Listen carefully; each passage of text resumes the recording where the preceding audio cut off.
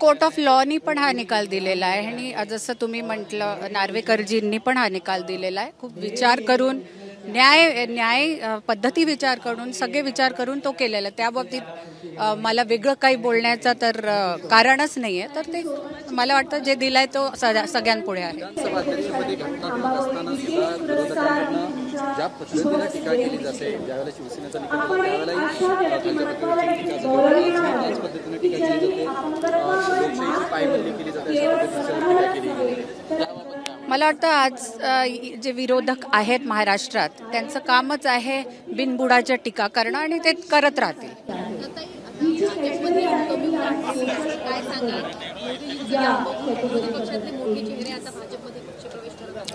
जेव्हा समुद्रात छोट्या मोठ्या नद्या जुळतात तर समुद्र हे नाही म्हणू शकत की नदी तू नको येऊ.